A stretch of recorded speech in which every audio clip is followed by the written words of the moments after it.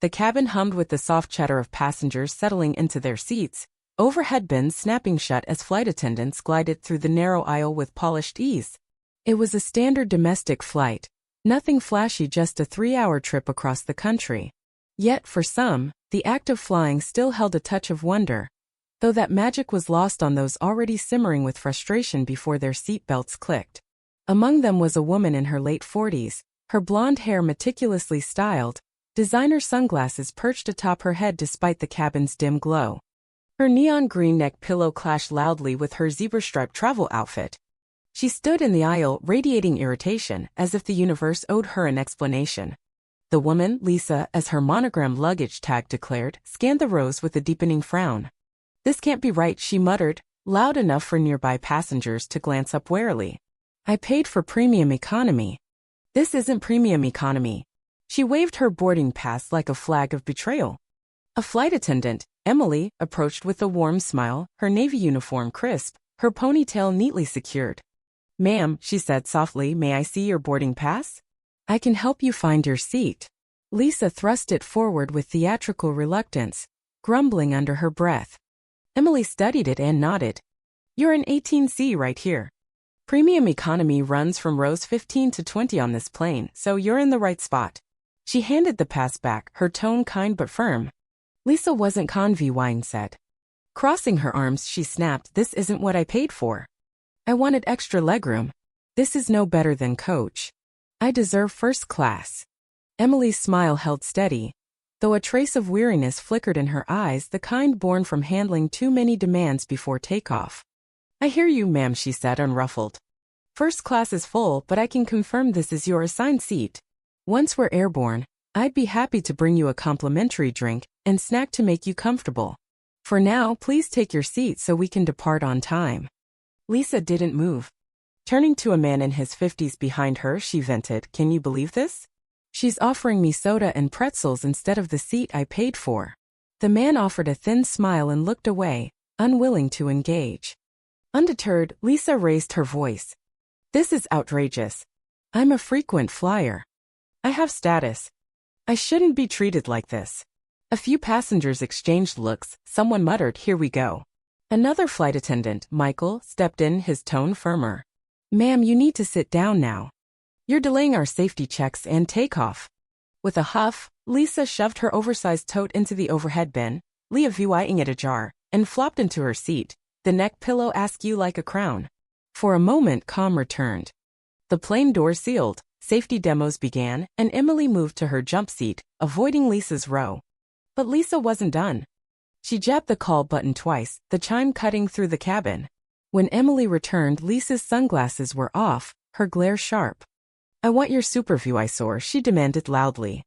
Emily, composed, replied, "I'm the senior flight attendant on board. If there's an issue, I'll handle it." Lisa scoffed. "No, I want someone who can actually do something, not just recite a script." Emily's smile vanished, replaced by cool professionalism. "There's no other supervisor here. We're preparing for takeoff. If you keep disrupting, I'll have to inform the captain." Lisa waved her off. "Go ahead. I don't care." As the plane taxied, a child nearby whimpered at the engine's roar. Lisa shot the toddler a scowl, muttering, "Of course, crying kids too." What's next? Once airborne, the seatbelt sign flicked off and Lisa was up again, marching toward the front. "Excuse me," she called, waving dramatically. "I need to speak to the pilot. This isn't over." Emily intercepted her before she neared the cockpit. "You cannot approach the cockpit, ma'am. Return to your seat now." Lisa's eyes narrowed. "Are you threatening me?" "I have every right to talk to the pilot about how I'm being treated." Emily's voice stayed steady. "You're violating FAA rules. If you don't sit down, I'll notify the captain." Lisa hesitated, then stormed back to her seat, the cabin exhaling in relief. But she wasn't finished. Pulling out her phone, she began recording, her face a mask of indignation. "This is a warning," she announced loudly. "I'm documenting this abuse. They denied my upgrade, humiliated me, and now they're blocking me from the pilot. What are they hiding?" No one responded. Most passengers ignored her, though some smirked. Lisa turned her camera toward Emily, who was checking seat belts. "This is her. Lisa sneered. The one who thinks she can treat customers like trash. You'll be famous, honey. Emily didn't flinch. Please stop recording me without consent, she said evenly. If you continue disrupting, we'll take further action. Lisa jerked the phone back. Threatening me again? Typical. Standing, she slammed her tray table down. I want to speak to corporate. Someone needs to answer for this. Her voice echoed, drawing every eye. Emily approached, her patience fraying but intact. Ma'am, I'm asking you one last time to sit down. You're disturbing everyone and creating a safety issue. The tension crackled. Then in a blur, Lisa's hand shot up, slapping Emily across the face. Gasps erupted. A woman 3 rows back whispered, "Oh my God." Someone pulled out a phone. Emily stumbled back, her cheek reddening, but she didn't yell. Instead, she took a deep breath, grabbed her radio, and said clearly, "Captain, we have a passenger assault. Please add me." Lisa's bravado wavered. Her hand lingered in the air, uncertainty creeping in. I didn't mean she provoked me, she stammered, searching for allies. None appeared. The man beside her turned away, gripping his armrest. Michael stepped in, shielding Emily. We've notified the captain, he said sharply. Sit down now. You're a safety threat. Lisa's voice cracked. Me? A threat? She's the one, and she sank into her seat, fumbling with her seatbelt as if it could absolve her. Phones kept recording. Whispers of lawsuits and arrests buzzed. A young woman in a hoodie leaned over. She just tanked her life. The intercom crackled. The pilot's voice was calm but firm. Ladies and gentlemen, due to a disruptive passenger, we're diverting to the nearest airport. Please remain seated and follow crew instructions. Murmurs spread. Someone whispered, they're landing for her. Another replied, good. Lisa stared out the window, her reflection pale, her defiance crumbling. As the plane descended, Emily resumed her duties, a cold compress on her cheek, her movements deliberate. Lisa sat frozen, muttering, I didn't hit her that hard. She's faking it. A man across the aisle snapped, lady, stop. You've done enough. The pilot spoke again. We're landing at Landon Regional Airport to remove a disruptive passenger. Law enforcement will meet us. Please stay calm. The plane touched down and flashing lights greeted it.